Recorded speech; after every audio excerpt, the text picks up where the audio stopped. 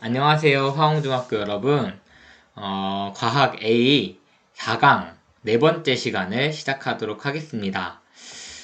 저번 시간으로 해서 중단원 1단원이 끝났어요. 우리가 배우는 기권이 어떤 구조를 가지고 있고 어떤 특징을 가지고 있는가에 대해서 우리가 배웠는데, 그 구조에 대해서 살펴봤을 때 우리와 가장 밀접한 관계를 맺고 있는 기권의 층이 바로 대류권이죠. 대류권이 그 기권 중에서 가장 아래쪽 부분이고, 우리가 살아가는 그 환경, 우리가 살아가면서 만나는 이 공기들이 다 대류권에 포함이 되잖아요. 이 대류권이 우리 생활과 가장 밀접하다는 거죠. 이 대류권의 특징 중에 가장 중요한 특징이 뭐였는지 기억나나요? 네, 그렇죠. 바로 기상 현상이 일어난다 는 게 가장 중요한 대류권의 특징이었어요. 자, 근데 기상현상은 두 가지의 조건이 갖춰졌을 때만 기상현상이 일어납니다. 첫 번째는 대류현상. 대류현상이 일어나야 되고, 거기에 플러스 대류현상만 일어나서 되는 게 아니라 뭐가 존재해야 되죠? 그렇죠.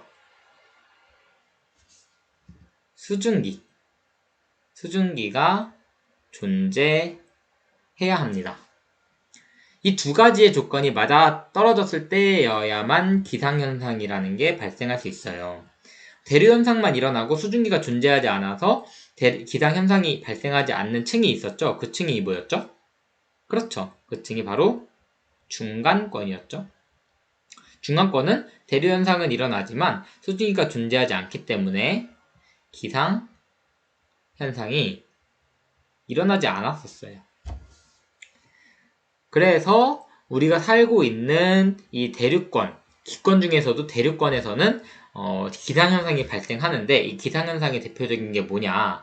구름이 만들어지고 또 비나 눈이 내리는 이런 것들이 바로 기상현상의 대표적인 현상들인 거죠. 그래서 이 중단원 2단원에서는 어떻게 구름이 만들어지고 어떻게 비나 눈이 내리게 되는지에 대해서 한번 살펴볼 거고, 그런 현상들을 알아보기 위한 기본적인 지식에 대해서 알아보려고 합니다. 자, 그럼 출발해 보겠습니다. 출발. 자, 교과서 71페이지예요. 우리가 기상현상은 결국에는 두 가지 조건인데, 대류가 있어야 되고 거기에 수증기가 있어야 되죠.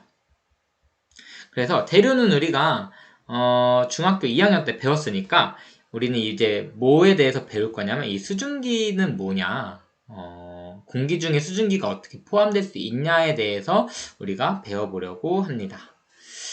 자, 수증기라는 게 뭔지 여러분 아시나요? 수증기라는 건 뭐냐면, 우리가 물이 있죠. 물은 우리 생활에 매우 밀접한 영향을 주고 있고 또 과학에서도 중요한 의미를 가지고 있는 애기 때문에 이 물은 부르는 이름이 참 다양합니다. 일단 기본적으로 물이라고 하면은 이 물이 어떤 상태일 때를 물이라고 부르냐? 액체 상태일 때 우리는 물이라고 불러요. 그렇다면 물이 얼어가지고 고체 상태가 되었다. 그럼 우리는 뭐라고 부를까요? 그렇죠? 너무 쉽죠? 얼음이라고 부릅니다. 이거는 고체 상태일 때. 그렇다면 기체 상태일 때는 얘가 뭐 증발을 하거나 아니면 끓여가지고 기체 상태가 되었다 라고 했을 때 이 물을 뭐라고 부를까요? 그렇죠. 이게 바로 수증기입니다. 수증기는 기체 상태일 때의 물을 부르는 용어예요. 이렇게 물은 그 상태에 따라서, 물리적인 상태에 따라서 부르는 이름이 다양한데, 그 중에서 기체 상태일 때 물을 일컫는 말이 바로 수증기입니다. 그럼 이 물이 수증기로 되는 방법은 크게 두 가지가 있어요. 두 가지. 물이 수증기가 되는 방법은 두 가지가 있는데, 증발과 끓음이 있습니다. 끓음은 우리가 잘 알죠? 여러분 라면 끓여 먹을 때 물을 끓이잖아요. 물이 끓으면은 물이 부글부글 아래서부터 우리 아래서부터 부글부글 끓으면서 여기가 기포방울이 형성이 되는 걸 볼 수가 있죠. 이런 게 끓음이고요. 끓음은 온도가 높을 때만 온도가 얘가 물에 끓는 점, 그러니까 100도씨까지 물의 온도를 올렸을 때 발생하는 현상이고요. 증발은 뭐냐? 증발은 물의 온도가 높지 않아도 그냥 물만 있으면 물의 표면에서 이렇게 기체가 되어서 수증기가 되는 그런 현상이에요. 증발은 우리 주변에서도 많이 일어나고 끓음은 우리가 인위적으로 온도를 높여줬을 때만 일어나는 현상이다 라는 걸 먼저 좀 알아둡시다. 자, 그래서 우리가 끓음을 할 건 아니고요. 우리 일상생활에서 100도씨가 될 일은 별로 없잖아요. 뭐 공기 온도가 100도씨가 되면 우리가 뜨거워서 죽겠죠. 그렇지 않더라도 그냥 일반적인 상온에서도 증발이 일어나기 때문에 공기 안에는 뭐가 포함되어 있냐면 수증기가 포함될 수 있다. 증발이라는 과정을 통해서 수증기가 포함이 될 수 있다라는 거예요. 자, 그런데 여기 보면은 이렇게 교과서에 예시가 나와 있는데 빨래하는 예시가 나와 있거든요. 근데 이 빨래는 좀 여러분한테 공감이 잘 안 될 수도 있어요. 왜냐면은 여학생들은 어머니를 도와서 막 빨래를 널거나 하는 경험이 있을 수 있지만 남학생들은 별로 그런 경험이 없지 않아요? 사실 선생님도 약간 빨래를 잘 요즘에는 많이 도와드리는 편이긴 한데 학생 때는 이렇게 빨래를 넣는 걸 도와드려 본 적이 별로 없는 것 같아요. 그래서 여러분들한테 좀 친숙한 예로 바꿔서 표현을 해보려고 하는데 어떤 거냐면 아침에 화장실에서 이제 샤워를 할 때 그때의 상황을 한번 선생님 그림으로 그려볼게요. 세면대가 있고 여기 이제 세면대 수도꼭지가 있는 거고 여기 이제 샤워하는 뭐 욕조가 있잖아요 보통 그쵸? 여기는 거울이에요 거울이 이렇게 있는데 이제 샤워를 하고 나오면은 머리를 말려야 되잖아요. 그래서 이제 거울을 보는데 그때 되면 거울이 어떻게 돼 있죠? 그렇죠. 막 성에가 막 껴있는 거야. 그러니까 수증기가 이 거울 표면에 달라붙어 가지고 얘가 보이지 않게 되는 거죠. 그렇게 되면 곤란하잖아요. 그럼 이걸 이제 닦아내야 되는데 여러분 어떻게 이럴 때 하시나요? 그냥 손으로 이렇게 문질러서 얘를 지우는 거죠. 이렇게 지우면은 좀 있다가 보면 어떻게 되죠? 그쵸? 좀 있다가 또 다시 막 성에가 껴. 그래서 또 손으로 지우면 또 성에가 끼고 뭐 그런 경험 없었나요? 이런 경우 있을 수도 있을 건데 이런 경우에 선생님은 어떻게 하냐? 선생님의 방법 바로 드라이기를 사용합니다. 선생님은 드라이기를 사용해서 드라이기에서 나오는 뜨거운 바람 있죠? 뜨거운 바람을 여기다가 샥 쬐어줘요. 그럼 놀랍게도 이 성에, 그러니까 물방울들이 맺혀 있었던 거죠. 그게 싹 사라지고, 이거는 시간이 지나도 계속 그 유리가 깨끗한 상태로 남습니다.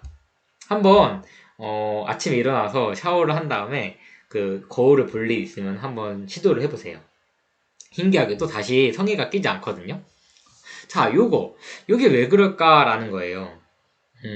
성에는 왜 끼고 또 이 성에를 왜 따뜻한 바람을 했을 때 다시 없어질까라는 그런 내용에 대해서 오늘 수업을 들으면 설명을 할 수가 있게 되는 거죠. 그래서 한번 이따가 한 번 더 이 상황에 대해서 오늘 배운 내용을 가지고 설명을 해볼게요. 자, 그러면 요건 이제 그렇다 치고 우리가 뭐를 좀 알면은 좋냐? 오늘 수업을 통해서 우리가 배워야 될 게 뭐냐? 일단은 포화 수증기랑 포화 상태라는 걸 좀 우리가 알 필요가 있어요. 자, 포화 상태라는 건 뭐냐? 어쨌든 어떤 공기에 수증기가 포함될 수 있다는 거예요. 이런 공기가 있어요. 공기가 있는데 공기 안에 당연히 수증기도 어느 정도 일정 양이 포함이 되어 있는 거예요. 그런데 아까 샤워를 했을 때처럼 막 그 더운 그 따뜻한 그 물 같은 게 많은 곳이 있잖아요. 그러면은 거기에서 증발이 굉장히 활발하게 일어나면서 수증기가 공기로 많이 유입이 됩니다. 수증기가 많이 유입이 돼요. 그러면 이 공기는 이 수증기를 전부 다 받아들일 수 있을까요? 끊임없이? 무한대로? 당연히 그렇지 않겠죠. 공기가 받아들일 수 있는 어느 정도의 한계가 있어요. 한계. 공기는 수증기를 받아들일 수는 있지만 거기에는 한계가 존재한다. 마치 우리가 밥을 먹는데 우리가 밥을 끊임없이 먹을 수 있는 게 아니잖아요. 먹고 먹다 보면은 배가 불러서 더 이상 못 먹게 되는, 그러다가 거기서 더 먹으면 토하고 이렇게 되는 그 한계점이 있잖아요. 공기도 그게 있다는 거예요. 그래서 공기가 가진 그 한계 상태에 다다른 그 공기가 수증기를 머금다가 더 이상 머금을 수 없는 그 한계 상태를 바로 뭐라고 부르냐? 바로 포화 상태다라고 불러요. 이해했죠? 그래서 공기는 수증기를 무한대로 머금을 수 없다라는 거예요. 여기 그림을 한번 볼까요? 여기 그림을 보면은 이 컵을 두 개를 준비를 하는데 첫 번째 컵은 그냥 공기 중에 냅두고 다른 한 컵은 이렇게 뭐로 덮어놓은 거예요. 그럼 이 공기는 그냥 여기 갇혀있는 공기가 되는 거고요. 이렇게 갇혀있는 공기. 여기는 열려있는 공기니까 공기가 엄청 많은 거죠. 엄청 많은 거죠. 제한이 없는 공기예요. 그러면은 여기 있는 물은 이 제한이 없는 공기 속으로 계속 증발을 해서 탈출을 해서 나갑니다. 그래서 계속해서 그 물의 높이가 줄어드는데 그 가둬놓은 이 컵은요, 공기 중으로 나갈 수 있는 수증기의 양이 한계가 있어요. 왜냐면 이 공기가 딱 요만큼의 공기잖아요. 그러니까 이만큼의 공기가 가질 수 있는 그 수증기, 포함할 수 있는 수증기의 양이 한계가 있기 때문에 좀 나가다 보면은 더 이상 나갈 수 없는 상태에 도달하여서 이제 물의 높이가 더 이상 줄어들지 않는 모습을 볼 수가 있습니다. 이게 바로 공기가 포화됐다라는 거예요. 그래서 그러면 이 포화 상태일 때 공기가 포함할 수 있는 그 수증기의 양이 있을 거예요. 그래서 그거를 뭐라고 부르냐면은 포화 수증기량이라고 합니다. 포화 수증기량을 정의를 정확하게 내려보면은 어떤 공기 1kg이 포함할 수 있는 최대의 수증기량을 그램으로 표시한 값이에요. 무슨 말인지 이해하겠어요? 그러니까 어떤 공기 1kg이 수증기를 막 포함하다가 더 이상 내가 포함할 수 없어 라고 하는 그때에 포함한 수증기양. 그러니까 이런 거죠. 밥을 먹었어. 그러다가 내가 이제 더 이상 못 먹겠어, 토할 것 같아 라고 했을 때 먹은 밥의 양. 이런 거죠. 그게 바로 포화 수증기량의 개념이다 라는 거예요. 자, 그러면은 모든 공기가 다 똑같은 수증기 양을 포함할 수 있다면 굳이 이 포화 수증기량이 필요가 없겠죠. 포화 수증기량이 있다는 거는 뭐를 의미하냐? 공기마다 포함할 수 있는 수증기 양이 같다, 다르다? 다르다 라는 걸 의미를 해요. 그러니까 선생님이 밥을 먹는 거하고 저기 우리나라의 씨름 선수가 밥을 먹는 거하고 당연히 다르겠죠. 그쵸? 사람마다 먹을 수 있는 밥의 양이 다른 것처럼 공기마다 포함할 수 있는 수증기의 양도 다르다는 거예요. 그러면 이게 뭐에 의해서 달라지냐? 공기가 다 똑같은 공기지 않나요? 라고 하면 그렇지 않습니다. 공기마다 뭐가 다를 수 있냐면 공기의 온도가 다를 수 있잖아요. 공기의 온도를 우리가 뭐라고 부르냐? 기온이라고 불러요. 공기의 온도. 공기의 온도 해서 기온이거든요. 이 기온이 다르면 공기가 포함할 수 있는 수증기의 양도 달라지는 거예요. 그거는 이제 우리 다음 페이지로 넘어가서 알아봅시다. 다음 페이지. 여기 딱 나오죠? 이건 실험인데 우리가 실험을 직접 하지는 못하지만 여기 교과서에 나온 실험을 보고서는 우리가 알아볼 수 있을 거예요. 뭐냐? 온도와 포화 수증기 양 사이에서는 어떠한 관계가 있다라는 거예요. 자, 무슨 말이냐? 아까 얘기했죠? 온도가 공기마다 다르죠. 공기의 온도가 만약에 높은 공기가 있고, 그러니까 뜨거운 공기가 있고 또 차가운 공기가 있어요. 그러면은 누가 더 수증기를 많이 포함할 수 있냐면 당연히 뜨거운 녀석이 수증기를, 당연한 건 아니지만 수증기를 많이 포함할 수 있고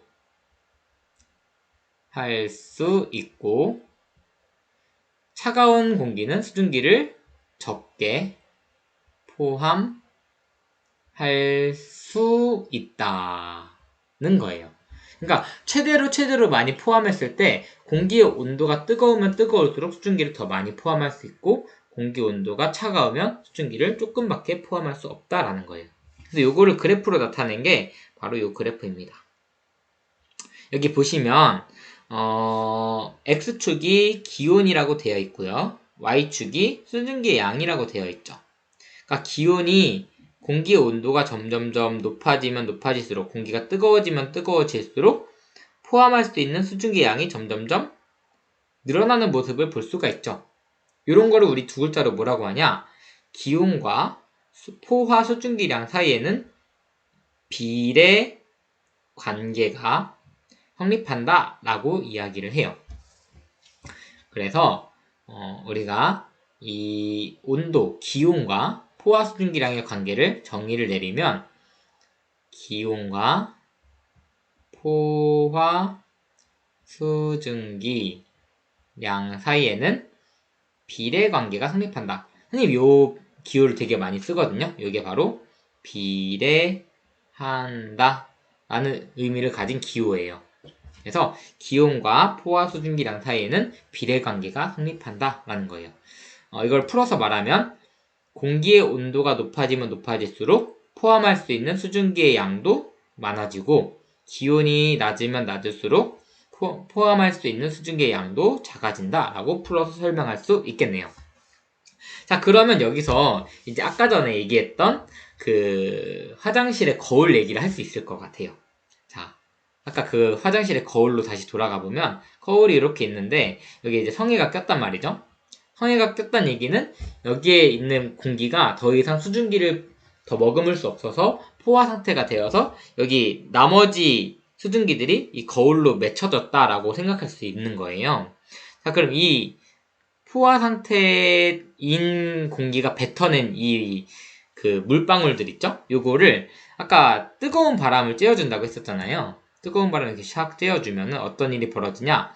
이 공기는 그냥 차가운 여기 있는 공기들보다 더 포화 수증기량이 많은 거예요. 그러니까 머금을 수 있는 수증기량이 많기 때문에 여기 남아있는 요 그 물방울들을 얘가 다 흡수해가지고 공기가 머금어 버린 거죠.